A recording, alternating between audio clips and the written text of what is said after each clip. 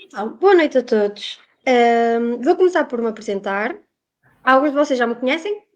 Eu sou a Amélia, sou nutricionista e trabalho com o Centro de Nutrição Bem Me Quero, onde assumo as consultas de emagrecimento, também aquelas relacionadas com as nossas criancinhas, de nutrição pediátrica e alimentação associada à prática de exercício físico. E hoje tenho aqui comigo a Catarina, também Alô. nutricionista e que também se vai apresentar. Olá, boa noite a todos. Como disse a Amélia, eu sou a Catarina, sou nutricionista tal como ela, e eu atuo numa área muito mais anterior à parte infantil. Portanto, eu especializei-me na área da pré-conceição, de fertilidade, gravidez e no pós-parto. Portanto, dar aqui um apoio sobretudo às mulheres, mas ao homem também, se houver necessidade, como é lógico, sobretudo na fase da pré-conceição. Portanto, esta é a minha área de preferência e de atuação. Vamos, para quem nos está a ver em casa, ou melhor, estão todos a ver em casa. Para quem está a ver a gravação, podem passar agora um bocadinho à frente. Vamos tentar esperar um bocadinho que entrem mais pessoas agora no direito. Hum, esperamos assim, um minutinho. Não, o que é que eu tenho? Um Não, minutinho, também não. sim. Um minutinho para ver se entram aqui mais algumas pessoas. Por isso, até já.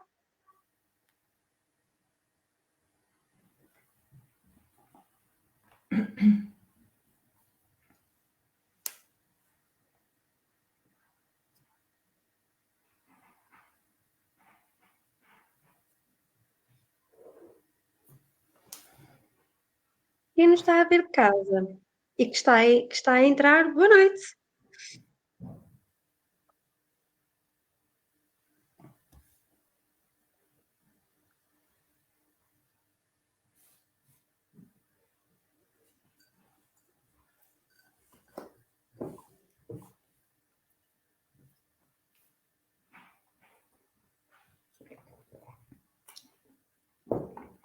Aqui o meu chazinho para hidratar e para acalmar antes de dormir, ritual. A minha garrafinha de água. Bom, Também está sempre algo que está quase sempre comigo aqui nos diretos. muito Hum, Catarina, como há pouco estavas a dizer, trabalhas essencialmente aqui com a parte da pré-conceição, da gravidez e ajudar também a mãe neste pós-parto e que na verdade são fases muito importantes. Uma das coisas que mais me chamou a atenção na parte da nutrição infantil foi boa noite, Conceição. Foi aqui o impacto boa que a noite, assim. alimentação nesta fase de vida tem na vida adulta da criança. Mas depois fiquei, à medida que fui avançando nos meus estudos e à medida que comecei a contactar mais com a nutrição em idade pediátrica, foi: "Ok, mas isto não começa aqui, isto começa muito antes", e é aqui que tu intervens. É aqui que eu intervenho. Mas deixa-me aqui fazer uma ponte para que tu e quem está lá em casa perceba como é que eu cheguei aqui. E tem a ver precisamente com esta observação que tu acabaste de fazer. Eu sou mãe de 3 filhotes.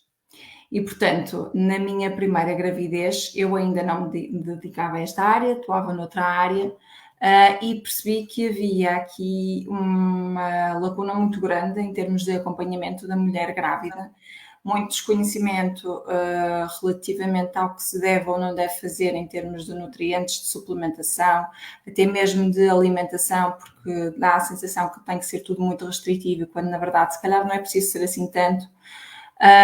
E comecei a perceber que as mulheres grávidas muitas das vezes andam ali algo perdidas e têm medo de tudo.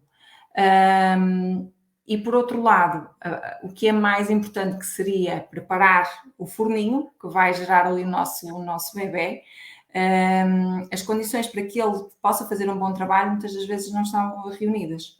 E então foi por aí que eu acabei por chegar a esta área. E se eu fosse comparar a minha primeira gravidez com a minha terceira, de facto, a diferença é abismal em termos de acompanhamento, foi muito, muito diferente. Isto para dizer que Há muitas coisas que nós devemos fazer mesmo antes de engravidar, e esta questão de impactar o futuro dos nossos filhos, até mesmo na idade adulta, até eles serem bem velhinhos, começa precisamente nessa altura, mesmo antes de nós projetarmos sermos mães. Sobretudo nós mulheres, porque nós mulheres já nascemos com os nossos óvulos, não é? E são estes óvulos que vão transmitir determinadas características aos nossos filhos, que vão programá-los, entre aspas, parece que estamos a falar de um computador, mas na realidade nós somos programados para a saúde e para a doença, a partir dos óvulos da mãe e dos espermatozoides do pai. E, portanto, este impacto começa mesmo antes sequer de alguém pensar que vai conceber uma criança. Não sei se... E daí também Sim, força. eu ia dizer que também daí, nós temos colocado filhos e netos, porque na verdade esta programação dos nossos óvulos já Sim. vem não só da gestação da nossa mãe, mas a gestação em que a nossa mãe foi concebida também vai ter impacto. Então isto é todo um mundo, eu acho fascinante sinceramente, É um e, impacto intergeracional, não é? E, portanto, a mulher que exatamente. engravida hoje vai ter alterações que vão chegar ao bisneto dela. E depois por aí sucessivamente, não é? Portanto, vejam lá o poder que nós temos no nosso corpo e à nossa disposição, que é nós vamos definir o futuro daqueles pequenos seres que um dia vão ser adultos e viver muitos anos, não é? E Vão ter claro que nós filhos. queremos que eles estejam o mais saudável possível durante o maior número de anos possível, não é? Sim, exato. E depois é depois este efeito, eu acho, sou suspeita, não é, mas eu acho toda esta a nutrição no geral, a área da nutrição que é muito mais vasta do que a maioria das pessoas consegue perceber, e com sentido, estamos a falar de uma ciência que, principalmente em Portugal, ainda é muito recente, então ainda é muito estranho ouvir falar da nutrição. Mas para mim é tudo muito mind blowing, muito uou, como é que isto, e Sim. acho fascinante por este sentido de Acho que estes conceitos lá até está, não são assim tão antigos, não é? Porque isto surgiu tudo com é a tão recente. descodificação do genoma humano, que foi em 2001, portanto não tem assim tantos anos. E ainda há muito, com certeza, para descobrir e vamos perceber, se calhar, que há muitas coisas que fazemos hoje que daqui a uns tempos já não estão adequadas, atendendo à evolução das coisas e àquilo que se vai estudando todos os dias, não é? Isso é uma das coisas mais fascinantes da área da ciência no geral, e Sim, depois temos aqui as ciências da nutrição também no meio. sim, Há pouco falaste de um termo que até foi o primeiro termo que nós pensámos para o tema, que tem a ver com a programação. sim. Hum, Tem um conceito um bocado, então, uma programação, como estava a dizer, parecemos uns robôs, parecemos um computador, hum, mas, e desfizemos o texto, desfizemos o título, naquele que apresentámos hoje, porque é isto, é de, ok, aquilo que nós fazemos hoje vai ter um impacto intergeracional. E vai-se rever durante muitos anos. Por exemplo, eu na minha área vejo muito, na parte do emagrecimento, vejo muito a questão de, ok, eu tenho excesso de peso, mas toda a minha família tem. Sim. Ok, Mas deixa-me e dizer isto que pode é fazer diferente. toda a diferença para quem está lá em casa, não é? O que nós sabemos hoje, graças a esta questão da descodificação do genoma, como eu estava a dizer, é que acontece esta situação da programação, aquilo que nós chamamos de epigenética. E o que é isto? É algo que vai para além da nossa genética, para além dos nossos genes. E, portanto, esta epigenética que existe e que nós transmitimos aos nossos filhos, vai, no fundo, fazer com que nós ou silenciemos ou manifestemos determinados genes que estão no nosso material genético. E se for um gene bom, ótimo, maravilha, estamos todos felizes. Mas se for um gene mau, bem, a história já é outra. E então esta questão de doenças genéticas como a obesidade,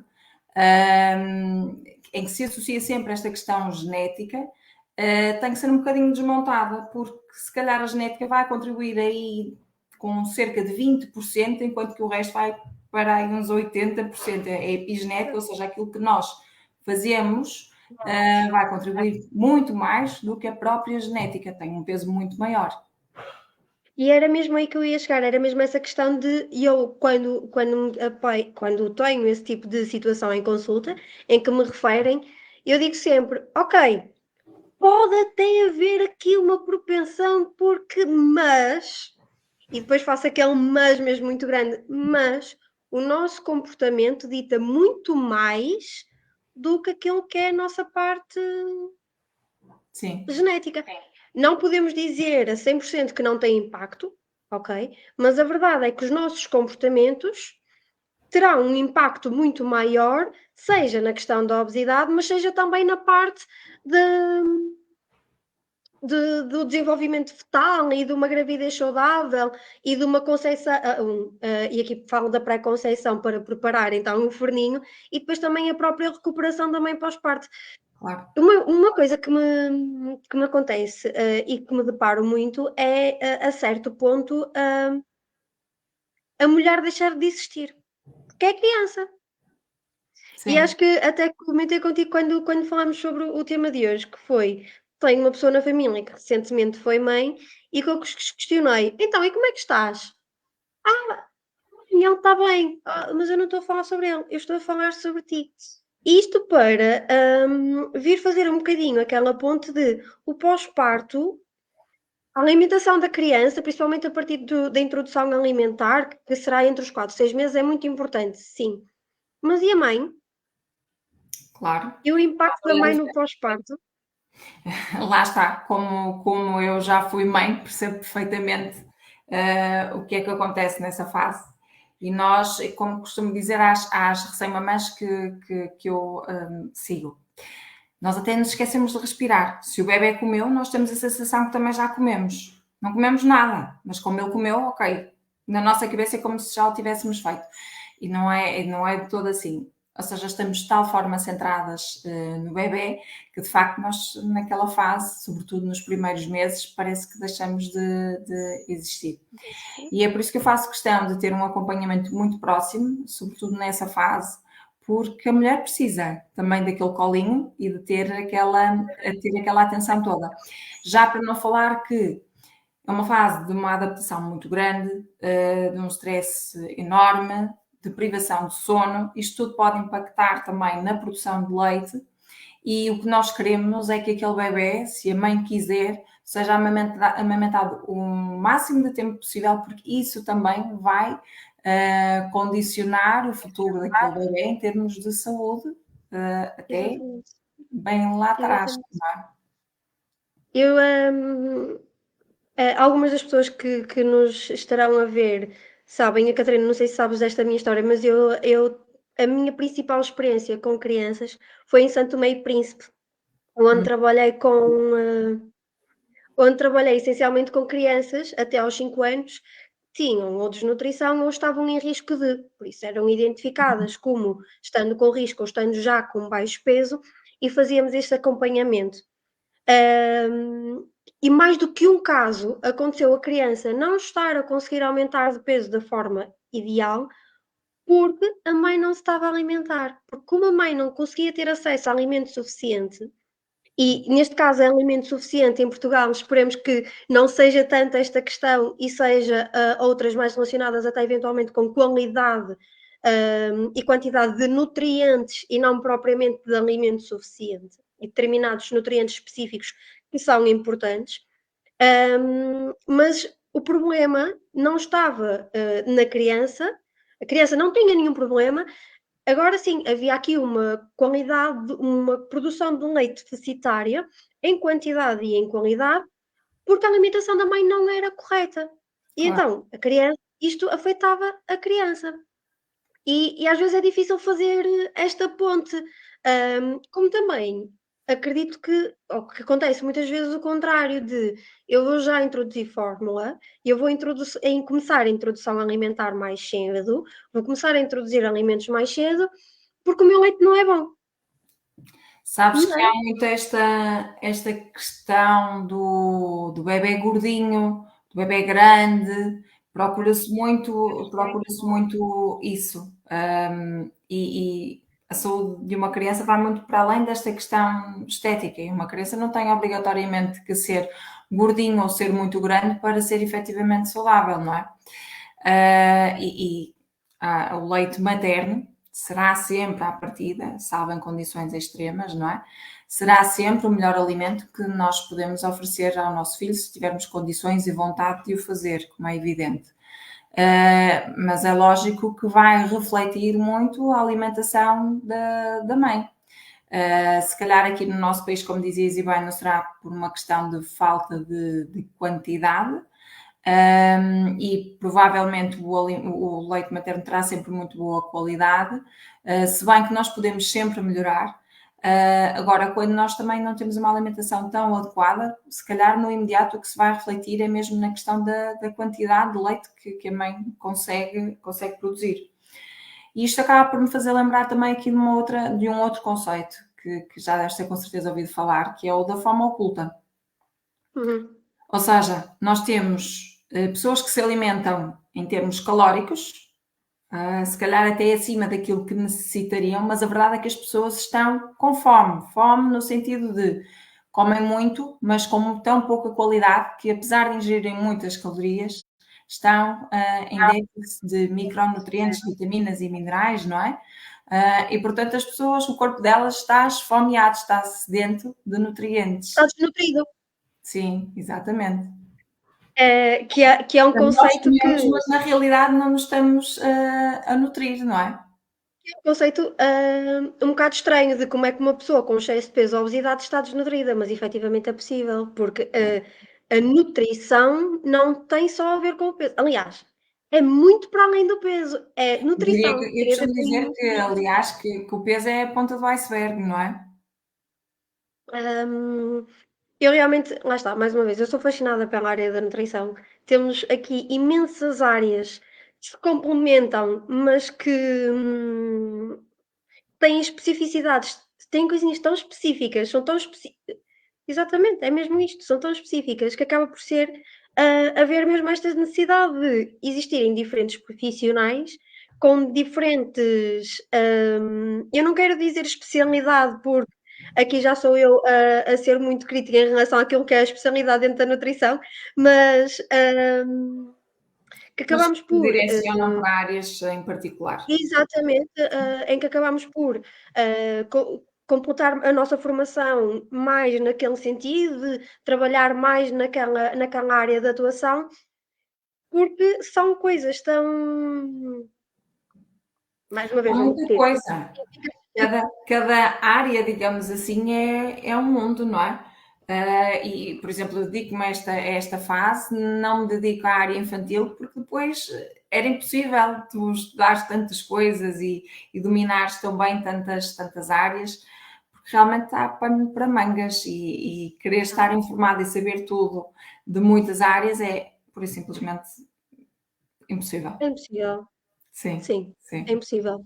Mas são Hum, áreas, claro, que têm uma ligação muito grande, não é? Quer dizer, começamos desde a fertilidade, a concepção, não é? A gravidez, o pós-parto e depois estamos a falar aqui da alimentação infantil. Claro que isto tem uma ligação muito grande e a questão também da forma como a família se alimenta depois também terá um impacto muito grande na forma como aquele bebé se vai alimentar hoje e no e se futuro. calhar pela vida toda, não é? Aquilo que me fascina, especialmente nesta área de atuação que tu tens vindo a desenvolver mais o teu trabalho, é a forma como a alimentação das minhas avós, e especialmente da minha avó materna, mas a verdade é que a qualidade do espermatozoide e a qualidade a parte do pai também tem impacto, mas como é que essa alimentação veio impactar aquilo que são os meus gostos alimentares e não só gostos. Uma das coisas que nós e que até discutimos tem a ver com a questão dos gostos. E se calhar algumas mães lá em casa vão se rever naquilo que eu vou dizer a seguir, que é muitas vezes vemos uma relação muito direta entre os alimentos que a mãe comeu mais durante a gravidez e os alimentos que a criança aceita melhor na fase da introdução alimentar. não só pelo paladar, mas também por outras questões. Queres completar um bocadinho, tentar explicar assim por alto o porquê disto acontecer? Então, nós quando estamos na barriguinha da mãe, não é? Estamos ali em pleno líquido amniótico, e no líquido amniótico vai parar tudo e mais alguma coisa, não é?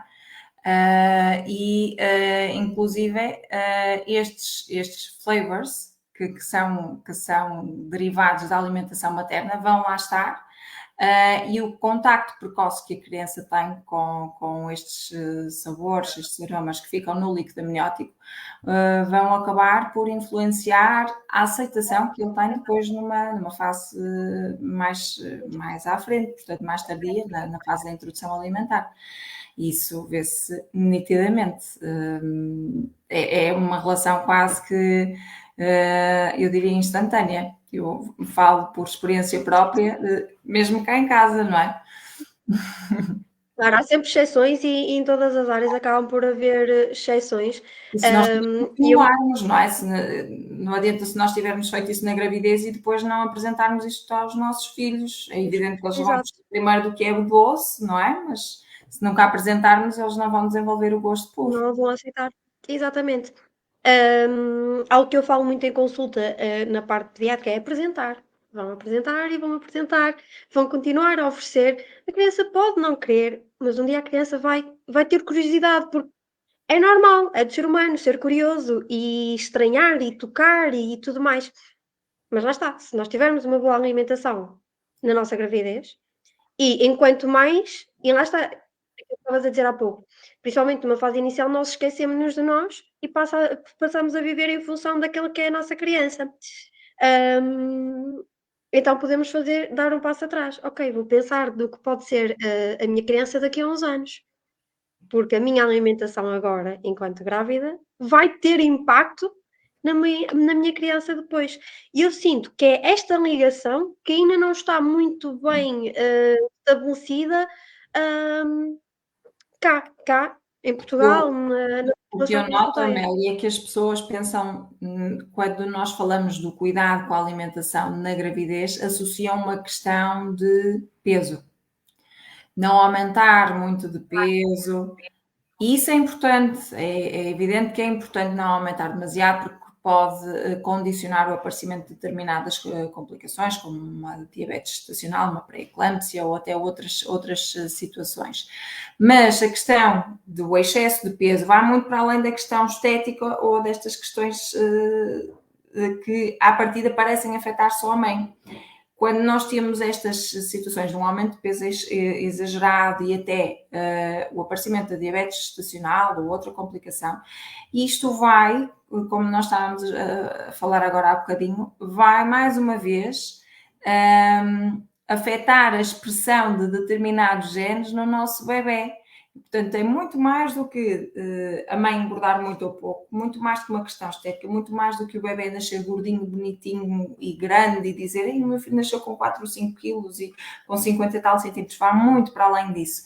Tem a ver mesmo, e a preocupação devia ser esta, tem a ver com uma preocupação de saúde, um cuidado com a saúde futura daquele bebê. Uma criança que está num ambiente intrauterino, que tem propensão para revelar ali alguns genes menos interessantes, tem uma probabilidade muito mais aumentada de ter obesidade, de vir a ter asma ou outras doenças atópicas, de desenvolver determinados tipos de cancro, doenças cardiovasculares, alergias, portanto, doenças autoimunes. É só escolher, há muita coisa. Só que ninguém ainda, digamos, na abordagem convencional, decidiu incidir sobre a relação que há entre estas fases, entre a gravidez, a pré-conceição, a gravidez, a própria alimentação da criança nos primeiros anos, porque isto não acaba quando o bebê nasce ou quando ele deixa de ser amamentado, não é? Isto mantém-se durante os primeiros anos de vida, ou melhor, isto mantém-se toda a vida, só que até aos 2 anos. Eu iria dizer isso mesmo. Exatamente, até aos 2 anos é uma fase em que é de maior plasticidade, de maior vulnerabilidade e, portanto, o impacto é ainda maior.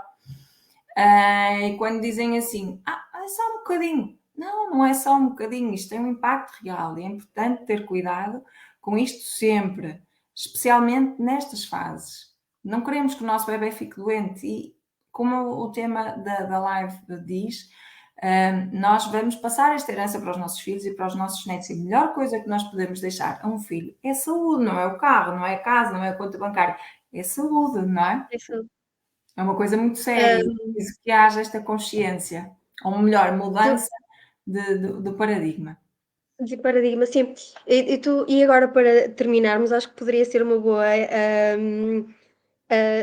ideia terminarmos aqui com alguns mitos.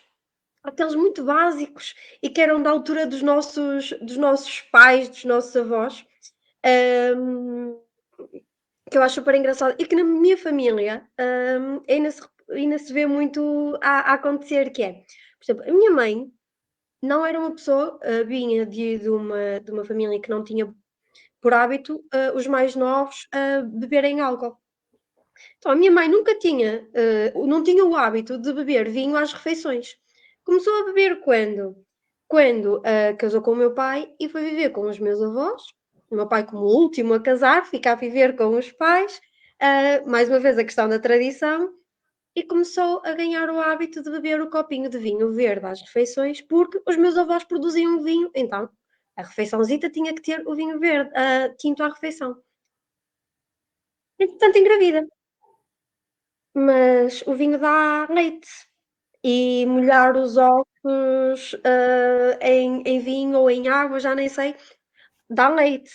Molhar, Hã, desculpa, não percebi, Amélia. e eu acho que era, no final da refeição, os ossos que foram da carne que foram consumidos Olha, pela grávida, essa não conhecia tem dos que ser, ossos. eu acho que é água, acho que é essa, e depois também, uma que também ouvia-se muito e que também ouvi muito em Santo Tomé, que é que o vinho dá sangue. Por a cor vermelha do vinho tinto estar associada à cor vermelha do sangue. Pois. Hã, e agora por algum motivo só me estou a lembrar da questão do álcool, mas porque Do acaba por álcool. ser os efeitos mais nocivos que nós temos para a grávida e para a criança, Aqui na minha mas zona, não a são. questão do vinho era as sopas de vinho, para a mãe conseguir amamentar, para produzir muito, muito vinho. Portanto, as sopas de vinho era com o pão, embebido em vinho. Em Mas vinho tinto. álcool, lamento informar, é tóxico, ou melhor, é tóxico para o bebê e para a mãe, mas para o bebê é ainda pior, porque ele não tem capacidade de metabolização e então o efeito que o álcool tem é exacerbado no feto, não é? Inclusive ainda durante a amamentação. Portanto, não há produção de leite que justifique intoxicar um bebê. E a verdade é que não temos nada que nos diga que tem este efeito de aumento de produção de leite. Se calhar até pelo contrário, eu nunca investiguei muito nesta área, mas se calhar até existe o contrário, de existir alguma literatura que até nos diga que, o consumo de bebidas alcoólicas possa influenciar pela negativa a produção de leite, também pela sua própria qualidade, porque estamos a falar de algo que desidrata, e Que sabemos que a hidratação também interfere com a produção de leite. sim, sim, sim, sim. Sabes que o problema nesta fase da gravidez e da amamentação é precisamente a questão dos estudos, porque ninguém vai sujeitar um grupo de grávidas a algo que pode ser potencialmente nocivo para daí conseguir retirar conclusões. E então há muitas coisas que nós não conseguimos ainda verificar em humanos, e temos que nos socorrer muitas das vezes nos estudos em É animaizinhos, animais. porque, por esta questão de segurança para a própria grávida. Em relação à produção do leite, não me lembro de ter visto nada que fizesse, que estabelecesse Essa ou ligação. que Não acho pode estranho. afetar.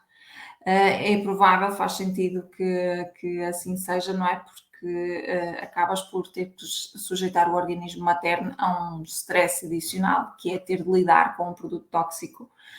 E, portanto, na amamentação, o ideal é que nós não tenhamos nem stress emocional, nem coisa que o valha.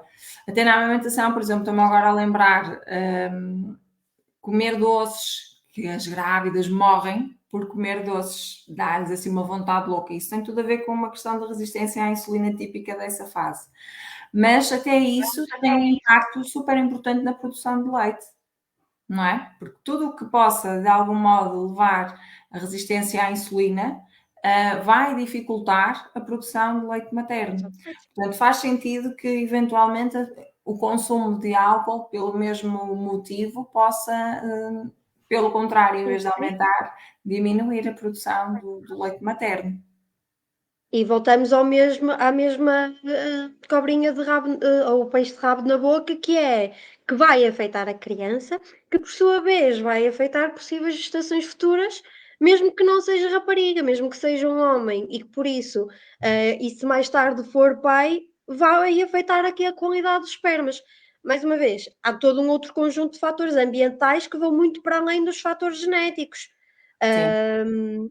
E não Mas só pela alimentação, Amélia, também é preciso que nós frisemos isto aqui, disseste bem, os fatores ambientais, e isto inclui, obviamente, a alimentação e a nutrição, mas inclui a exposição a toxinas, medicamentos que se possam fazer na gravidez ou na amamentação também, ou até mesmo antes, na pré-conceição, como é lógico. O stress a que nós estamos continuamente sujeitos hoje em dia, pela profissão, stress emocional, a falta de sono, a qualidade, tudo isto se traduz em melhor qualidade, ou pior, neste caso, pior qualidade dos gâmetas, portanto dos óvulos e dos espermatozoides, que por sua vez são eles que vão originar um bebê e, portanto, este bebê vai ter uma expressão de determinados genes menos benéficos aumentada, não é? E também acrescentaria, por exemplo, a questão da poluição, que Sim, sabemos que é impossível nós nos livrarmos sim, ou as evitarmos. toxinas. Ou vamos para uma zona isolada no meio do monte, ou então é praticamente impossível. E depois aquilo que eu tento passar muito em consulta nas diferentes áreas é muito a questão de, ok, nós temos que encontrar aqui um equilíbrio entre aquilo que sabemos que efetivamente nos vai fazer bem e que nos vai ajudar em termos de saúde, porque depois há coisas que nós não conseguimos evitar. Há Claro. coisas que o estilo de vida de hoje não nos permite. É claro que era muito bom, o meu pai dizia, eu antes de ir para a escola fazia 7 quilómetros a pé porque ia levar o leite. Ainda existem algumas famílias em que isto acontece, mais questão do interior, mas a verdade é que o ritmo Conta-se de pelos hoje em dedos, não dia, é? o ritmo de hoje em dia é completamente diferente. Em termos de ritmo de trabalho, em ritmo de vida, não se E consegue comparar. a própria alimentação, não é? Porque há umas gerações atrás a alimentação era, portanto, aquilo que se produzia a partir de casa, nos terrenos que as famílias possuíam, não é? E hoje em dia nós não temos capacidade em termos de tempo e até de produção, porque estamos a falar de uma população mundial enorme, não é? E portanto nós temos que comprar os alimentos que são produzidos muitas vezes fora da época, sujeitos à utilização de pesticidas, mas ora bem, não podemos passar fome, não é? Portanto, há batalhas que não podemos vencer e portanto temos que minimizar, escolher aquelas opções que eventualmente nos permitem minimizar este tipo de exposição, este tipo de perigos. Eu utilizo essa expressão muitas vezes, que é nós temos que escolher a nossa batalha. Uhum, é verdade. Acaba por ser um bocadinho diferente este contexto, não é? É mais no sentido de, ok, nós não podemos trabalhar tudo para amanhã, nós não podemos trabalhar tudo para ontem. É preciso perceber quais são os objetivos, quais são as questões que fazem sentido melhorar. Se é conseguir aumentar a qualidade de água e por isso atingir um estágio de hidratação ótimo, se é conseguir incluir mais vezes legumes na nossa alimentação. Há coisas que têm que ser trabalhadas aos bocadinhos para efetivamente fazerem parte do nosso dia e fazer parte dos nossos hábitos alimentares e não só naquela fase. Até porque depois temos a questão de e se houver uma próxima estação? Então vamos fazer só os hábitos naquela estação, depois voltamos aos hábitos antigos e se houver uma futura voltamos a mudar? vai-se repercutir. Lamento, mas aquilo que nós vamos fazendo vai ficando inscrito, digamos assim, em nós. Portanto, não há esta coisa de agora paro e vou ficar bem. Não, demora a reverter os efeitos que a nossa alimentação e o nosso estilo de vida têm em nós, isto demora a reverter. E não é à toa que se fala em um tempo de conceição, de pré-conceição, melhor dizendo, o ideal seria ali em torno de 1 ano, porque realmente há uma série de coisas que vão acontecendo em termos metabólicos, em termos hormonais, que demoram a reverter, não é assim tão rápido quanto possamos pensar. Vou lembrar, por exemplo, um dos casos é o do tabagismo. As pessoas não têm noção, mas o tabaco induz alterações brutais em termos de qualidade dos espermatozoides, dos O óvulos. stress é oxidativo que provoca. Sim, exatamente. E É muito reverter grande. os danos que isto provoca, que o tabaco provoca, é um trabalho longo, muito longo. Mas é que, por exemplo, a questão do tabaco é que muitas vezes só se associa ao pulmão. Só o pulmão. Não é. Não, E é o que acontece com, por exemplo, o álcool, é só fica. Não é. Há muita. Lá está, é mais uma vez, o mundo da nutrição, isto é muito profundo e há muitas coisas que acabam por ficar afetadas. E era como estavas a dizer, é um trabalho que demora muito e que alguns deles, na verdade, nunca conseguimos reverter. Mas sim, podemos tentar melhorar. é. Sabes É um que o bocadinho por nosso aí. trabalho também acaba por ser ingrato neste sentido. Porque com certeza também te acontece isso. As pessoas respondem muito a minha mãe fazia isso, o meu pai fazia isso, eu estou aqui, não tenho nenhum problema de saúde. Mas a verdade é que nós não queremos, e dizem muitas vezes, não morri. Ok, nós não queremos só sobreviver, nós queremos ter qualidade de vida, não é? Queremos poder fazer as nossas coisas sem estar a depender de outros, sem termos dores, ter uma vida perfeitamente ativa e perfeitamente saudável, não interessa só sobreviver, não é? E esbarra-se muito nisto, que é não me aconteceu nada e eu estou aqui e é difícil mudar as mentalidades e eu percebo que as pessoas olham para nós da área da nutrição como se nós fôssemos um bocadinho exageradas, muito preocupadas, dizem isto muitas vezes, não estás a preocupar demasiado, não, será que não estás a exagerar? Se calhar não é assim tanto. Se calhar É, tens que levar a coisa com mais leveza, mas acreditem que não é assim. Não pois, é por nos pois é essa preocuparmos questão. demais, é porque de facto vamos tendo aqui algum conhecimento, vamos vendo a nossa prática clínica, vamos vendo estudos que observam populações durante anos e anos em que se percebe estas relações e não é paranoia de nutricionista, é porque é mesmo assim.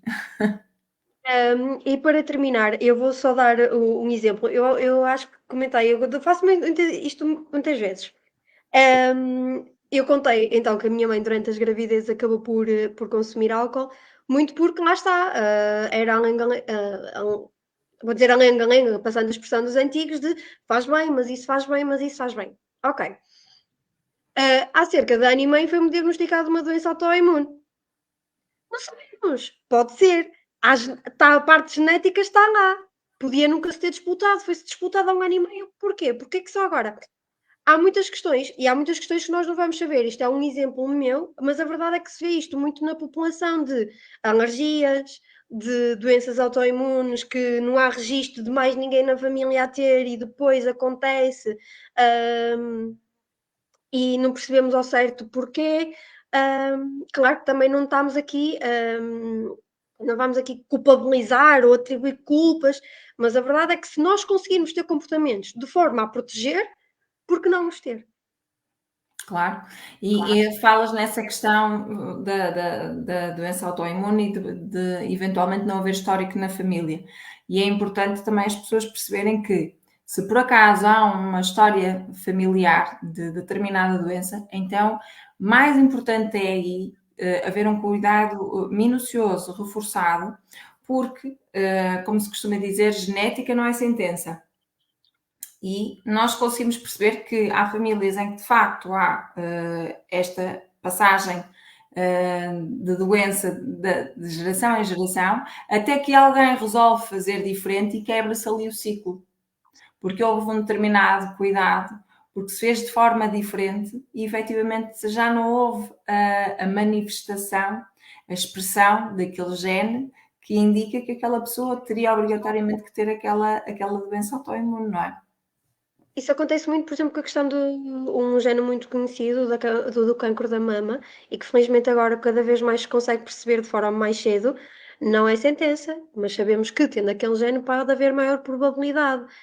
E porque sabemos que há comportamentos que nós podemos ter para prevenir, porque não? Se nós sabemos que a alimentação da mãe numa pré-conceição, e durante a gravidez e mesmo no pós-parto vai ajudar a saúde da mãe, a saúde da criança e eventualmente uma saúde de uma futura criança noutra futura gravidez, por que não os ter? Sim. Catarina, e a pedir agora para tentares, assim, em uma frase resumir, Ui, aquilo que desafio. foi a sessão de hoje. Assim, uma frase que tu utilizes muitas vezes, uma mensagem mesmo assim para fecharmos o direito de hoje. Olha, a frase que eu uso muitas das vezes e que de facto reflete muito esta minha visão, e eu já disse aqui hoje, mas eu uso isto muitas vezes, que é a melhor herança que podemos deixar aos nossos filhos é a saúde. E a saúde começa em si, mamã. Acho que terminamos muito bem. Obrigada a todos que estiveram aqui conosco. Segunda-feira volto eu, sozinha, mas daqui a 2 semanas voltamos as duas com mais um tema para vocês, ainda dentro desta questão de o que é que as nossas mamás, o impacto das nossas mamás na nossa criança, e dos nossos avós em nós, e trabalharmos um bocadinho mais esta questão da nutrição na pré-conceição, conceição, no pós-parto e também na parte da nutrição pediátrica. Voltamos daqui a 2 semanas. Eu só tenho a dizer, Catarina, boa noite, bom descanso e para as pessoas que nos estão a ver lá em casa também. Muito obrigada a toda a Amanhã gente que mesmo muito esteve trabalho. do outro lado a assistir. Espero que tenha sido produtivo, que tenham gostado. E Amélia, olha, muito obrigada por teres conduzido tão bem esta live. Muito obrigada. Boa noite a todos. Boa noite.